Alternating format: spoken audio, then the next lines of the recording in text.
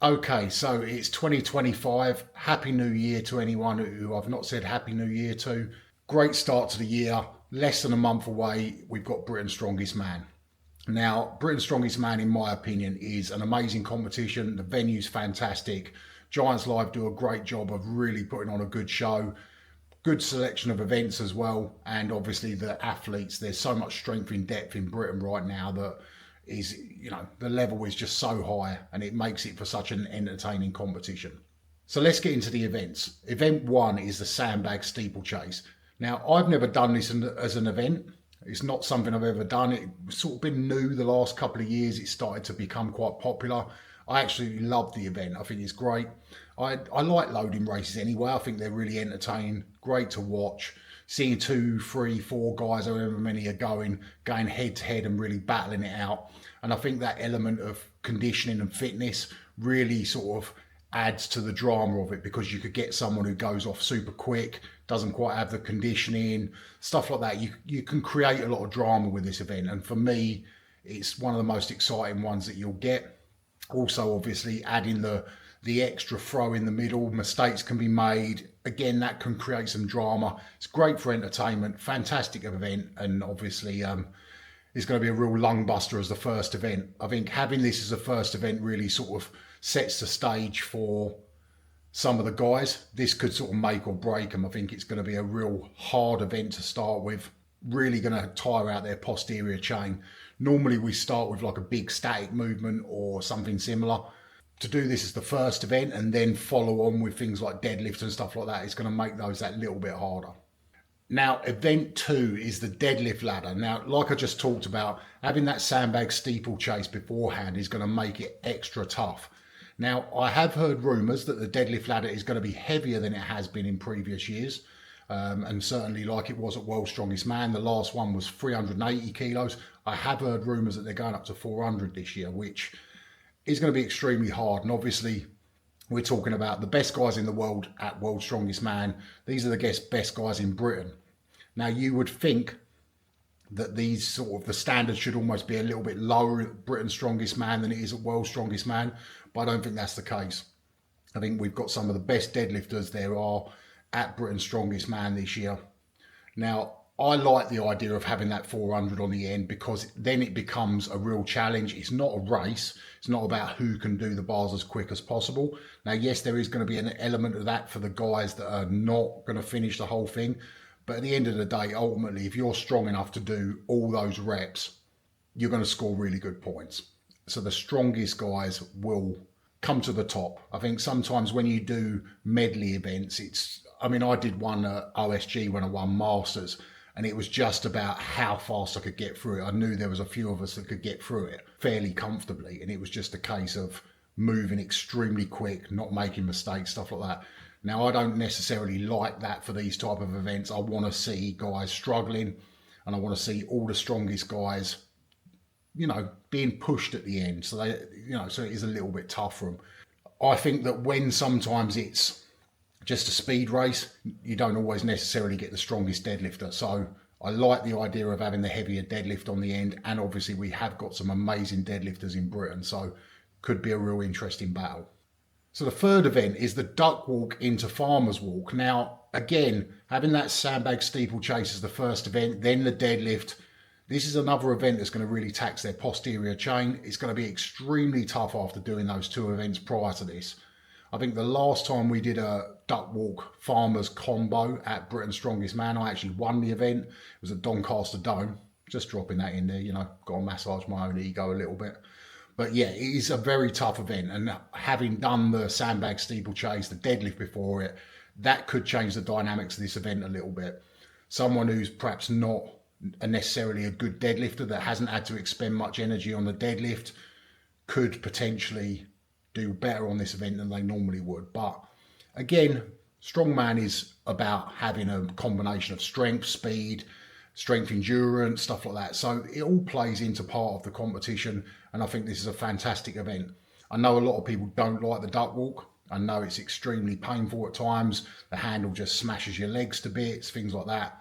But again, I think it's an event that you can get an element of surprise. Someone could make a mistake, things like that. Someone could try and go off too quickly. So I do think it creates drama, which is going to make the competition more entertaining. And ultimately, you will find the strongest guys will still win the event.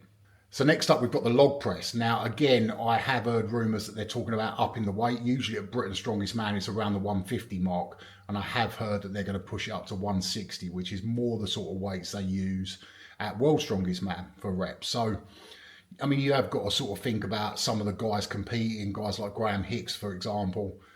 When he's in shape, he's one of the strongest log pressers on the planet. So I think ultimately a lot of the guys don't want to be in a position when they're having to really sort of smash out a lot of reps. We've already got sort of a really tough competition as it is. I think most of the guys would favour the heavier weight and less reps. The strongest guy will still win. Probably more likely for the stronger guy to win rather than the guy who's fitter. So ultimately it is strongman. Much as I said on the last event, there is an element of strength endurance, but we do still want to see the strongest guys win. So I have heard that rumour. Whether it's true or not, I'm not 100% sure, but I do feel like the standard of the competitors, 160 wouldn't be too far wrong. And last but not least, we have got the castle stones. Love the set of stones that they use.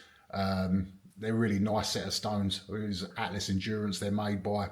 Amazing stones, so you don't really necessarily have the issue of tacky not sticking, things like that, because they're so well made. But ultimately, this is going to be a real battle throughout the whole competition. The only event that's not super taxing on the posterior chain is the log press, and even that is a little bit. So I think by the time we get to the stones, we could have some very, very tired bodies, and perhaps not as quick on the stone runs as perhaps we sometimes get on other sort of competitions.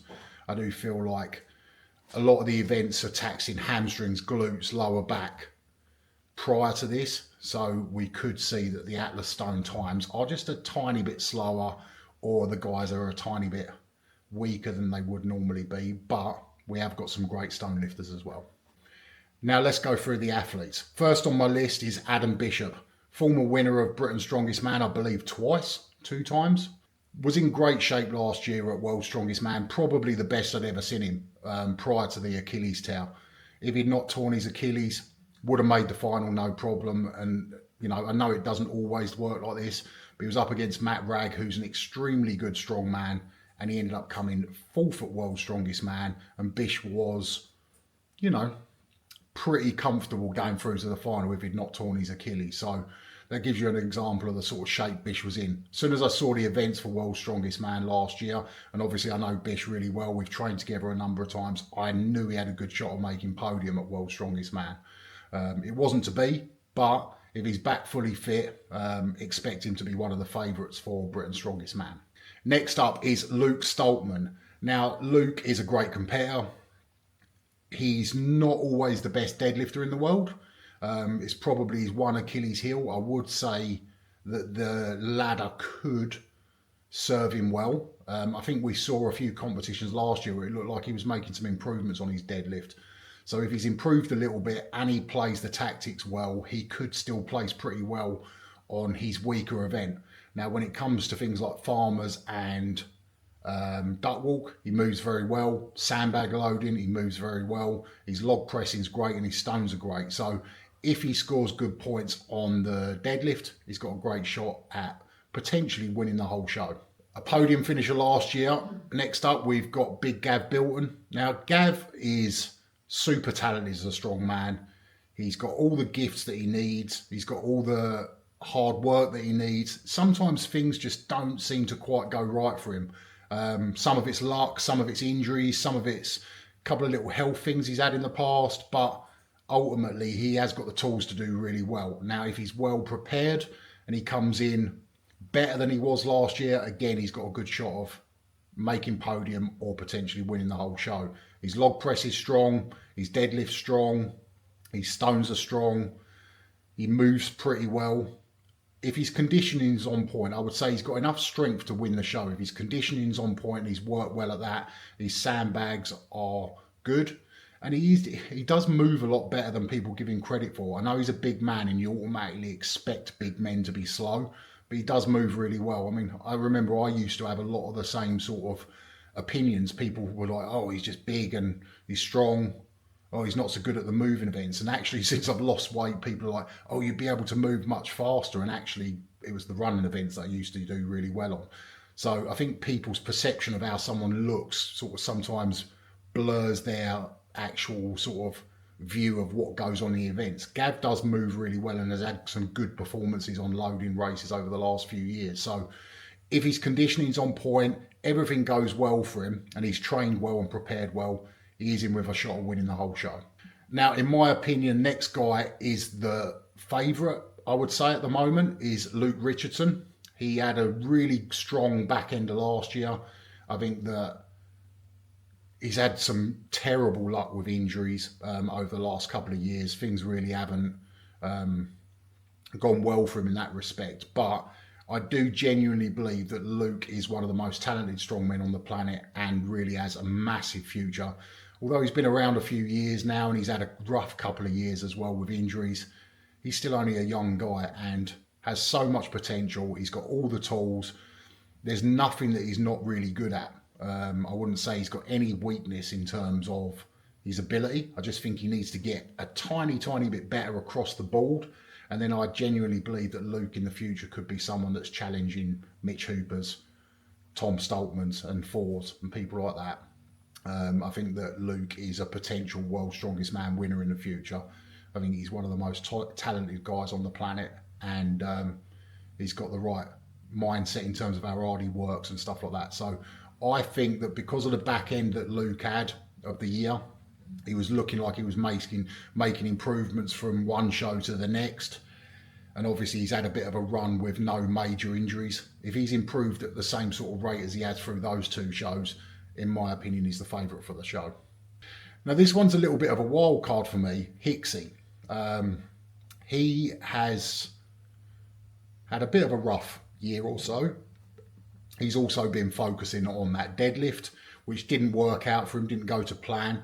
But we all know, if you've watched a lot of strongman, when Hicksy's on and he's in form, he's very hard to beat. I think he's got, again, massive deadlift, massive overhead. He moves better than people give him credit for. I know he's been doing a bit of training with Josh and actually doing a lot of sort of moving events, and obviously trying to sort of keep up with the little guys when it comes to speed events can be beneficial. It was something that I benefited from a lot over the years when I trained with Paul Wood, who was an under 105 guy. It kept me on my toes in terms of making me stay ahead of him on the speed events, even when it was slightly lighter perhaps. And I think that that was one of the things that really benefited me. And I think that Hicksy could benefit in the same way from training with Josh. He's you know, a lighter guy. He's very fit. He's very fast. He's technically very good. Hicksy's going to have to work hard to beat him on speed events. And I think that for him, he's got all the strength that he needs. He's got strength in abundance. All he just needs to do is just get used to doing events again and get practiced and get well drilled and get his speed back, which I'm sure he can. So Hicksy's a little bit of a wild card. I don't know what sort of shape he's going to be in, but if he's in shape, again, he's definitely in with a shout of getting podium. Another one that was improving rapidly last year, Kane Francis. Didn't miss out on making the final worlds by too much. Showed some great performances in other competitions as well. England's strongest man, he was very good. Back end of the year, he was very good. His stones are incredible. He's one person that's actually starting to get close to the sort of times that Tom's doing in terms of on stone runs. He is extremely good at stones. Hasn't really got a major weakness, and he is improving very fast. So I expect Kane to be in the mix as well, and I'm looking forward to seeing him again. I think that Kane is another one who's got a massive amount of potential and could go on and do some great things in the future. So yeah, I mean, so far we're sort of halfway through the competitors list, and I mean, the lineup is just absolutely stacked beyond belief. So next up, we've got Paddy Haynes. Again, Paddy hasn't quite lived up to the billing of sort of how people are sort of perceiving him at the moment. Just had a couple of things not quite gone his way at shows and things like that. But I do genuinely believe that Paddy also has a big future. He's very athletic. He's very fast. His deadlift's really strong. The only weakness he's got is perhaps his overhead, but it's getting better all the time. I think that Paddy is someone that, you know, this could be a breakthrough moment for him. I think everyone sees the potential he's got, and he has glimmers of sort of, you know, these real impressive things that he does. I think it's just a case of gaining that experience so he can put it all together in a show. And Britain's Strongest Man would be a good time to do it. I think he's got the potential to cause some upsets. He's got some potential to really sort of get in the mix, especially on things like the first event, the Sandbag Steeplechase, the deadlift. You know, he's got some events that he really could upset the form book, so to speak. So I think that he could place really well if he manages to put it all together at Britain's Strongest Man. Another one who was quite unlucky last year with an injury, another great up-and-coming young British strongman, Shane Flowers. Now, I think Shane is another one. He's been really unlucky a couple of times with injuries right at the wrong times. I think, again, Shane's one of them guys where he's got everything. He's got all the tools he needs. He's a great deadlifter. He moves well. He's explosive. His pressing's not too bad as well. You know, he has got a ton of potential. He's a very good strongman now. I think that he hasn't quite put that out at World's Strongest Man yet, but I think for us who have seen him a little bit more, can see the potential that he's got. I think that Shane is another one that really could go on and do great things in the future. And again, I think if he puts it all together and has a great performance, he could also be in the mix. So I think that everyone I've listed so far, you know, is going to have their part to play in the competition. I think that they're all going to be nicking points off each other. They're all going to play their role. Even if they don't necessarily win it themselves, they will play a part in who does, because I think the points could be up and down through the events. I don't think we're going to have a dominant winner. I think that guys will be a lot of chopping and changing on the points. So I think that Shane is one of those guys that could be in the mix for winning. I genuinely believe he could. So yeah, let's just hope he manages to sort of keep everything together, doesn't have any injury issues, and delivers a performance he's capable of, because he's a really great up-and-coming British strongman. Andrew Flynn. So now Andrew, I've been a big fan of him for years actually as a competitor. He's just sort of progressively got better a bit each year. I think I've seen him compete a lot of times, especially at some other shows. He's done really well. He then got an opportunity at Giants Live, did really well. I actually remember watching Andrew Flynn. He competed at Body Power in the intermediates. I think it's one of his first competitions, early days, and he won the intermediates very easily. And I remember thinking at the time, he's got some potential and he's got a lot of talent. And he's gone on and done good things so far. And I think that, again, he's another one that could upset quite a few of the big name guys. He's perhaps not as well known as some of the other guys, but for the real sort of hardcore strongman fans, you would know that Andrew is a very, very solid competitor, and he's very tough to beat. Not amazing at anything, but very good at most things. So again, he could upset things a little bit, and if he has a good day, he'll be in with an outside chance of making top three potentially, if everything went his way. But he certainly could upset a few of the points for the guys that are expecting to be on the podium. So yeah, big fan of Andrew. I think he's got a good few years left in him, and I think he'll still keep progressing, and I think this will be the first of a good few appearances at Britain's Strongest Man. Is it his first? He might have competed last year. Doesn't really stick in my mind if he did. So apologies, Andrew, if you did, but I remember the Royal Albert Hall performance. You were amazing. So next up, we've got the Irish qualifier, Shawn Gillan. Shawn competed last year, perhaps didn't have the best showing, but I actually commentated on him at the Irish qualifier for Giants Live. He won that competition, was very, very good. I think he was not known for his deadlifting ability in the past, but then sort of proved he's worked hard on it and got a lot better, because his deadlift it was a $silver deadlift. He actually won the event, looked really strong. So he's gone away, worked hard on the stuff that he's not so good at, and I expect a better performance from him this year. So great to see him in there, and obviously it's great to see that guys are going to qualifiers, winning their spots at Britain's Strongest Man. So I think that for guys like him, he got his opportunity. Right, if you win this show, you get to Britain's Strongest Man. He turned up, delivered a good performance and won the show. So yeah, really good strong man, and obviously has improved from last year, so I expect a much better performance from him.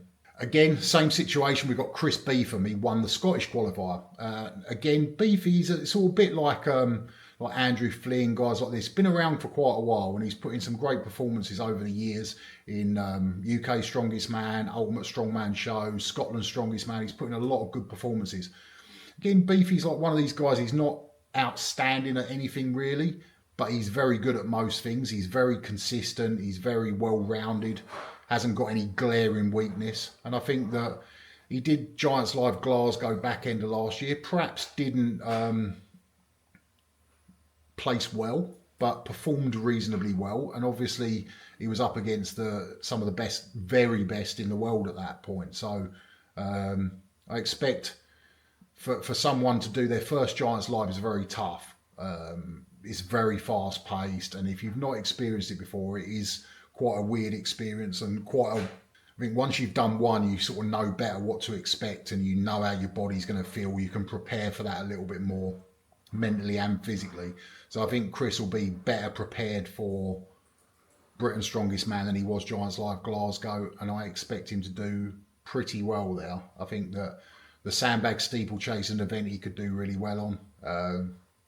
I think deadlifting wise, if he sort of picks his lifts, and a few of the other guys miss lifts and things like that, he could score a few points there.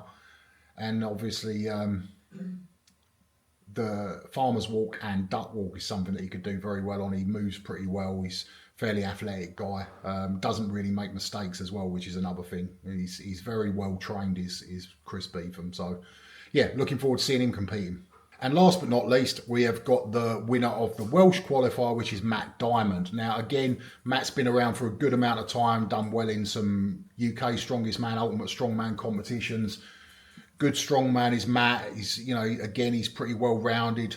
Same thing, he perhaps doesn't quite get enough respect for how good he is at some events, like the moving events and stuff like that, because he's a larger guy. Some of the guys just expect that he would be not so good, but Matt is actually a pretty well-rounded strongman. He's he's not too bad at any of the events. So I expect him to do well. It's his first opportunity as well at Giants Live.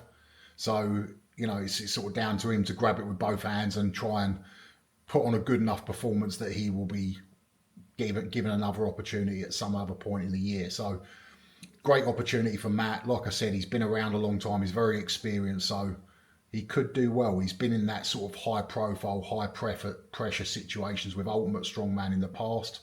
So I don't think he'll be sort of overwhelmed with the occasion. He's just got to sort of put together his performance.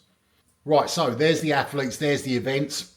Now, I am going to go out on a limb and say that, in my opinion, a lot of it's going to come down to how Hicksy and Bish turn up. Bish is obviously coming back from his Achilles tear. Is he going to be 100% fit? If he is, he's very dangerous. If Hicksy's got himself sort of back into event training mode after just focusing on the sort of deadlift for so long, he's going to be very dangerous as well if he is at 100%. And then you've got to look at guys like Kane, Shane, have got good chances to do well. Gad Bilton as well, same thing. He's got all the experience now. Perhaps shouldn't be making some of the mistakes that he has made in the past. He has delivered really well. Britain's Strongest Man, podiumed now. So, he's going to be going there thinking, I've got a shot at winning this. And then obviously Lukestalman, super experienced. Out of all the guys, he's the only guy that made the final of World's Strongest Man last year, and we all know that Luke can deliver a good performance when he's in shape and everything's firing well. So he could be dangerous as well, potentially winning the show. But like I said, in my opinion, I think that the favourite on form, as things are at the moment, I see Luke Richardson winning the show. I think he's too well-rounded. I don't think that Hicksy and Bish are going to be at 100% for this show. I think it's a little bit too early for both of them. So I'm going to go with a Luke Richardson win, Shane Flowers second, and Lukestalman in third place. That could change dramatically. I think the guys are so evenly matched, and like I said, they'll be nicking points off each other here, there and everywhere. So any mistake is going to cost you a lot. you could literally make a tiny mistake and go from 1st to 10th place on an event because the guys are all so good. And that's the beauty of the sort of strength in depth. It's like you've got to deliver a good performance and not make any mistakes. So it's guys are under pressure, and obviously when you're under pressure, that's when the cream rises to the top. So absolutely buzzing for it. There are still tickets available. Check out giantslive.com if you want to get tickets to the show, or obviously, as always, I will be working on the live stream on officialstrongman.com. There'll be myself, Nicola, I believe, Loz, I believe, all working on the commentary team, and I know that they'll be buzzing for this show as well. Going to be potentially the best Britain's Strongest Man competition ever. I think the strength in depth is the best it's ever been, and I think that even some of the guys that perhaps people are not quite so aware of are still going to do some damage as well. So absolutely buzzing for this, and I cannot wait.